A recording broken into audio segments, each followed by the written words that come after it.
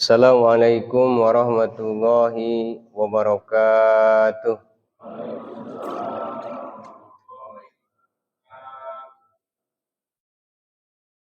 A'udzu billahi minasyaitonir rajim. Bismillahirrahmanirrahim. Innal hamdalillah nahmaduhu wa nasta'inuhu wa nastaghfiruh wa na'udzu billahi min sururi anfusina min sayyiati a'malina.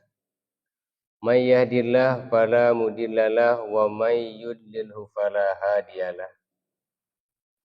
Asyhadu an la ilaha illallah wa asyhadu anna Muhammadan abduhu wa rasuluhu la nabiyya ba'da. Amma ba'du. Faqad qala Allah Ta'ala fil Qur'anil Karim wa huwa asdaqul qailin. A'udzu billahi as-sami'il 'alimi minasy syaithanir rajim. Bismillahirrahmanirrahim. Alladzi khalaqal mauta wal hayata liyabluwakum ayyukum ahsanu amala. Al-ayah sadaqallahul azim. Wa qala Rasulullah sallallahu alaihi wasallam, man shallal isya fi jama'atin faqannama shalla nisfal lail. Wa man shalla subha fi jama'atin faqannama shalla laila kullah. Al-ayah wal hadis maknane wallahu alam bihaqiqatil murad wa irabi. Alhamdulillah, puji serta syukur kehadirat Allah Subhanahu wa taala, di mana alhamdulillah pada kesempatan yang berkah ini di subuh pagi hari ini Allah masih memperkenankan kepada kita dengan wasilah nikmat, taufik dan inayah. Alhamdulillah, di subuh hari ini Allah masih menggerakkan kepada kita untuk terus melaksanakan di antara kewajiban, yaitu melaksanakan sholat subuh berjamaah. Mudah-mudahan sholat subuh berjamaah ini adalah menjadi jalan cukang lantaran kita meraih rahmat dan ridho daripada Allah Subhanahu wa taala. Karena Rasulullah sallallahu alaihi wasallam menyampaikan dalam sebuah hadis yang diriwayatkan oleh Imam Muslim, ada level ataupun tingkatan orang yang melaksanakan sholat, terutama ini sholat fardu. Namun hadis ini menggarisbawahi ada level 1 dan level 2. Level-level yang lainnya mungkin hampir sama. Dalam hadis yang diriwayatkan oleh Imam Muslim disebutkan, man shallal isya fi jama'atin faka'annama shalla nisfal lail. Barang siapa yang melaksanakan sholat isya berjamaah, maka nilai pahalanya sama dengan sholat selama setengah malam. Bayangkan Bapak Ibu, pernah nggak kita sholat setengah malam? Kalau hitungan satu malam itu adalah 12 jam, dari jam 6 sampai jam 6 lagi, berarti kalau sholat setengah malam, berdiri tanpa henti selama 6 jam. Pernah nggak Bapak Ibu? Pernah Pak Ustadz katanya sedang taraweh. Tapi kan kalau tarawehnya misalnya imam nanu gancang masih ganu di Jawa teh geuning 7 menit gitunya, anu naralang maca Fatihahna eta mah 7 menit. Jadi ini menunjukkan ketika seseorang mampu digerakkan oleh Allah melaksanakan sholat isya berjamaah sama nilainya itu adalah dengan sholat selama setengah malam atau sekitar kalau hitungan jam mungkin 6 jam. Itu level yang kedua. Lalu level yang pertama hadis menggambarkan man shalla subha fi jama'atin faka'annama shalla laila kullah. Nah, inilah yang juara. Salat subuh yang dilaksanakan berjamaah, maka itu nilainya sama dengan salat selama sepanjang malam. Luar biasa ini. Karena sholat subuh memang levelnya adalah level 1, juara 1. Kemudian waktu kalau berpikir waktunya adalah mungkin 12 jam, berdiri 12 jam, oh jelas tantangannya banyak. Laras tuh Bapak Ibu, ya bayangkan atuh udang jam 3 teh, udang jam 4 teh misalnya, udang subuh teh anu teu biasa mah. Dapat porongkolan eta teh. Saking naon, hiji ayeuna mah tiris meureun kitu nya. Yang kedua, saat ini mungkin karena kebiasaan tidur malam tetap akan merasa berat sholat. Makanya subuh itu adalah bagi yang terbiasa, nikmat luar biasa. Pikiran fresh gitu kan. Hati juga lapang gitu kan. Apalagi misalnya yang tidak ada masalah. Pak Ustadz anggar we abi menuju gaduh masalah mah eureun cenah gitu kan. Jadi intinya sebetulnya bukan masalah ada masalah dan tidak masalah. Justru ketika kita beribadah kepada Allah, di antaranya melaksanakan salat subuh, itu kan bagian zikir kepada Allah. Ala bizikrillah tatmainnul qulub. Ingatlah bahwa dengan zikir kepada Allah, mengingat Allah, hati menjadi tenang. Hadirin para jamaah rahimakumullah. Allah Subhanahu wa taala berfirman di surat Al-Mulk ayat 2 yang tadi di awal dibacakan, yang bunyinya adalah A'udzu billahi minasy syaithanir rajim. Alladzi khalaqal mauta wal hayata liyabluwakum ayyukum ahsanu amala wa huwal azizul ghafur. Allah Subhanahu wa taala berfirman di surat Al-Mulk ayat 2, Alladzi khalaqal mauta. Ingatlah sesungguhnya Allah yang telah menciptakan kematian. Wal hayata, dan Allah yang telah menciptakan kehidupan. Apa tujuannya menciptakan kematian dan kehidupan itu? Liyabluwakum ayyukum. Mana di antara kamu sekalian yang terbaik amalnya? Di sini kalimatnya adalah bukan yang terbanyak ataupun yang tersedikit, tetapi yang terbaik. Wa huwal azizul ghafur. Dan sesungguhnya Allah, dialah yang maha gagah dan maha pengampun. Jadi hidup ini adalah kontestasi. Jika pilpres dan aina rame itu geninya. Jadi hidup ini bagaimana kita menjadi orang-orang yang sesungguhnya menjadi pemenang. Makanya hidup kita ini adalah secara global terbagi kepada 3. Kelompok manusia secara global terbagi kepada 3. Yang pertama adalah kelompok orang yang beruntung. Yang kedua kelompok orang yang merugi. Kemudian yang ketiga adalah kelompok orang yang celaka. Imam Ali karramallahu wajhah bahwa definisi orang yang beruntung adalah man kana yaumuhu khairan minal amsi.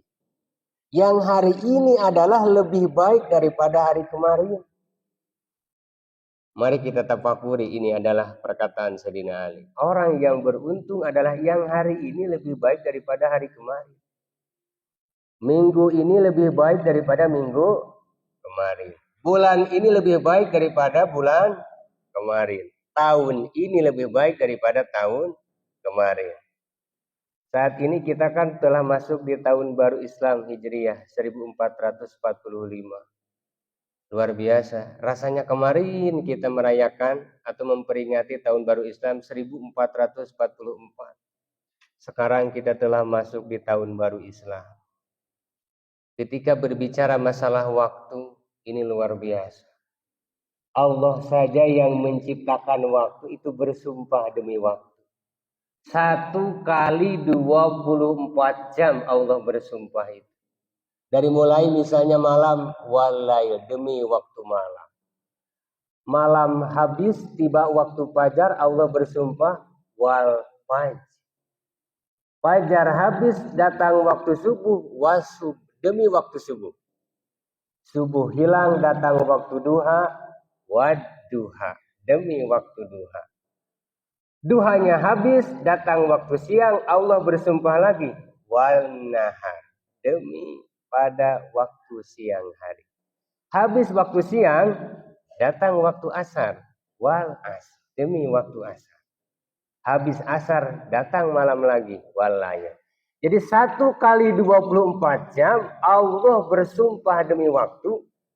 Ini Allah saja yang menciptakan waktu bersumpah, apalagi kita.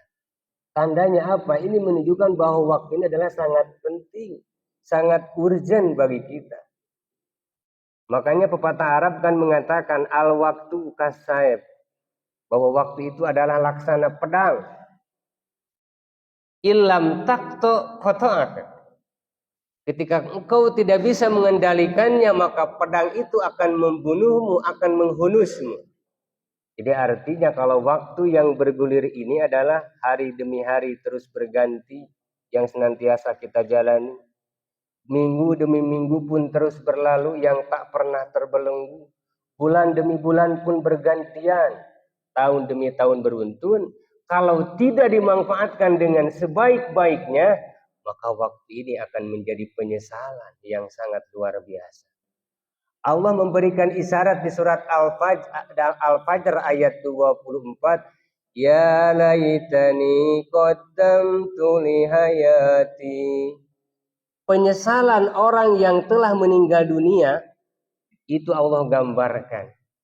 Aduhai alangkah indahnya jika sewaktu aku di dunia banyak melakukan amalan-amalan kebaikan. Mungkin aku saat ini tidak merasakan penyesalan yang sangat. Itulah Allah gambarkan orang-orang yang tidak bisa memanfaatkan waktu pada saat dia masih hidup. Ketika datang waktu adzan, hayya 'alas shalah. Karek adzan. Aya we alasan teh. Pas geus qomat, Allahu akbar, asyhadu an la ilaha illallah. Karek qomat. Aya deui alasan teh. Bahkan sampai mendengarkan ayat ceramah di masjid, beres sholat, beres wiridan, terus ceramah, minggu hadap di ayat deui. Alasannya teh gitu teh. Itu justru akan menjadi benih-benih penyesalan yang Allah gambarkan di surat Al-Fajr tadi. Ya laitani qaddamtu li hayati. Luar biasa penyesalan orang-orang yang mana ketika dia hidupnya tidak bisa memanfaatkan waktu. Orang yang beruntung menurut Imam Ali karramallahu wajhah, yang hari ini lebih baik daripada hari kemarin. Berarti Bapak Ibu, kalau misalnya ibadah kita lebih baik daripada yang kemarin, sudah menjadi orang yang beruntung. Imam Ahmad Mustafa Al-Marogi memberikan ciri. Ada 4 orang-orang yang beruntung ini. Yang pertama adalah yata'allamuna ilman nafi'ah. Yang pertama, dia senantiasa mencari ilmu yang bermanfaat. Jadi kapanpun, dimanapun dia senantiasa mencari ilmu yang bermanfaat. Kenapa harus senantiasa mencari ilmu? Karena ilmu itu merupakan kunci kita melaksanakan ibadah. Kalau kita ibadah tidak dengan ilmu, maka ibadah kita yakin tidak akan diterima. Hal ini kan digambarkan oleh Syekh Ibnu Ruslan dalam kitab Jubat. Fakuluman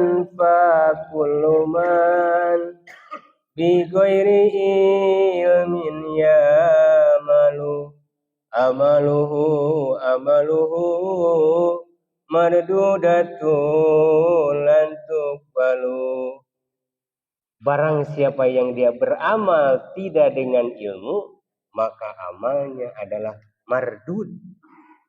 tidak diterima oleh Allah alias tertolak. Kenapa tertolak? Karena ibadahnya tidak didasari dengan ilmu. Yang lain mah sholat subuh misalnya 2 rakaat, dia mah 4 rakaat dan tidak tahu. Contoh sholat jenazah, yang lain mah sholat jenazah enggak pakai ruku dan sujud, dia mah daga tahu ilmunya pakai ruku dan sujud. Itulah ciri orang yang tidak berilmu. Bahkan ketika dia melaksanakan sholat pun tidak bisa bagaimana sholat yang khusyuk. Sholat yang khusyuk ini kan sangat sulit. Kecuali bagi orang-orang yang memang terbiasa. Ketika bicara sholat khusyuk, ya bisa kita bayangkan ketika Allahu Akbar, hati ini fokus tidak kepada Allah. Pikiran ini fokus kita sedang sholat. Kalau kita fokus sedang sholat, maka itu merupakan di antara ciri sholat kita khusyuk. Dan kita mah kadang-kadang sebaliknya. Begitu Allahu Akbar, segala kabayang itu teh. Komo lamun aina misalna nuju gaduh masalah, seperti hutang misal. Ada masalah dengan tetangga atau ada masalah dengan pimpinan. Jadi kabayang teh nu tadina leulengiteun ieu ngadadak jadi kapanggih we keur salat teh kitu. Kenapa? Karena ketika salat di antaranya kita mungkin tidak fokus. Makanya Imam Ghazali memberikan definisi pada saat kita sholat ingin khusyuk, maka paling tidak tanamkan rasa takut dan cinta pada saat kita sedang sholat. Yang kedua adalah minimal kita hafal yang kita baca. Ketika kita misalnya mengatakan Alhamdulillahirabbil alamin, hati kita ikut menerjemahkan segala puji bagi Allah Tuhan semesta alam. Jamaah subuh rahimakumullah. Ciri yang kedua orang yang beruntung itu adalah yaitu dia senantiasa anfa'uhum linnas, senantiasa memberikan manfaat kepada banyak orang. Manfaat dengan ilmu kita, manfaat dengan tenaga kita. Kalau kita punya harta pun manfaat harta kita untuk membantu perjuangan agama Allah, untuk membantu orang-orang yang membutuhkan. Maka orang yang seperti ini adalah orang-orang yang jelas dipastikan dia orang-orang yang beruntung, orang-orang yang sukses di hadapan Allah Subhanahu wa taala. Jadi pokoknya mah apa saja, pokoknya mah naon wae anu sekiranya bisa memberikan manfaat kepada orang lain, maka itulah kita manfaatkan. Mampu dengan kekuasaan kita manfaatkan untuk menggapai ridho dan juga maghfirah Allah. Kalau kita misalnya punya ide dan gagasan, maka manfaatkan gagasan itu merupakan salah satu kebaikan untuk orang lain. Jadi orang yang beruntung itu adalah mereka yang senantiasa banyak memberikan manfaat kepada yang lain. Maka jelas ketika Rasul mengatakan khairun nas anfa'uhum linnas. Baik-baik manusia adalah mereka yang senantiasa menebar manfaat untuk yang lainnya. Lalu ciri orang yang beruntung yang ketiga adalah yatafakkaruna yaumal qad. Dia senantiasa berpikir tentang masa depan. Al-akhirah. Artinya masa depan akhirat. Jadi yang dia pikirkan adalah bukan fokus urusan dunia saja. Tetapi yang lebih penting adalah urusan akhirat. Mengapa demikian? Wal akhiratu khairu wa abqa. Karena akhirat itu adalah lebih baik dan lebih kekal daripada kehidupan dunia. Jadi mau apa lagi? Apalagi kita sudah berganti tahun, jelas berarti kita bertambah usia. Yang hakikatnya adalah berkurang jatah usia kita. Ketika kita bicara kematian, itu kan tidak pernah ada orang yang bisa menangguhkan ataupun juga mempercepat kematian kita. Tidak ada. Kita sadari bahwa kematian itu adalah rahasia Allah yang orang itu tidak tahu kapan dan di mana tempatnya. Tapi yang jelas al-mautu hakun, bahwa mati itu, kematian itu adalah hak. Al-mautu babun, dan kematian itu seperti pintu. Jadi kemanapun kalau kita akan keluar dari rumah pasti melewati pintu. Karena kematian merupakan pintu kita menuju alam akhirat. Maka yang terpenting adalah bukan masalah matinya, tapi kehidupan setelah mati. Abu Bakar As-Siddiq kan menyampaikan, man dahalal qabra bila jadin wa ka'annama raqibal bahra bila safina. Ketika orang memasuki kuburan tanpa bekal, maka laksana orang yang dia berlayar tanpa kapal. Bayangin Bapak Ibu, seandainya kita berlayar tanpa kapal, misalnya dari Berak ke Bakauheni, atau misalnya lewat Laut Jawa, pantai Surabaya misalnya, nggak pakai kapal, nggak pakai perahu, itu sudah jelas.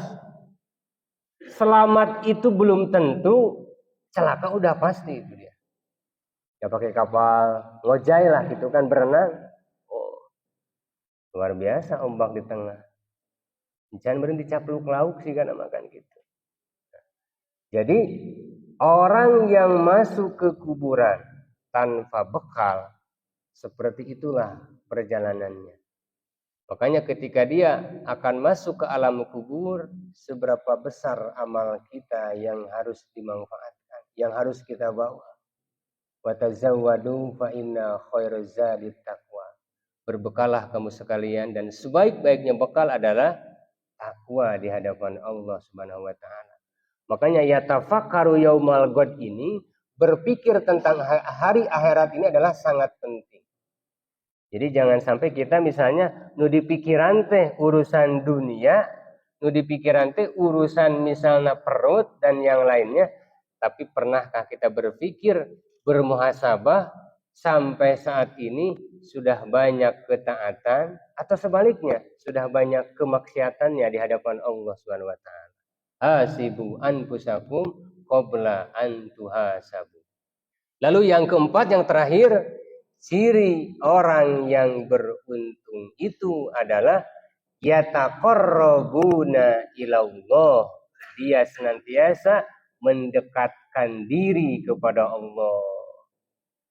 Inilah mungkin kuncinya. Dimanapun, kapanpun, jadikanlah bahwa napas kita dari mulai bangun sampai malam lagi sebagai sarana mendekatkan diri kepada Allah Subhanahu wa taala. Dan inilah seperti ini. Kajian pagi subuh seperti ini luar biasa. Dalam upaya adalah yataqarrabuna ilallah, mendekatkan diri kepada Allah. Demikian mungkin yang dapat disampaikan, mudah-mudahan ada manfaatnya. Mudah-mudahan ini menjadi jalan untuk kita meraih ridho Allah Subhanahu wa taala. Mari kita akhiri dengan sholawat. Mudah-mudahan ini memberikan syafaat kepada kita dari Rasulullah sallallahu alaihi wasallam. Hasbi rabbi jalla Allah ma fi qalbi ghairullah Nur Muhammad sallallahu la ilaha illallah.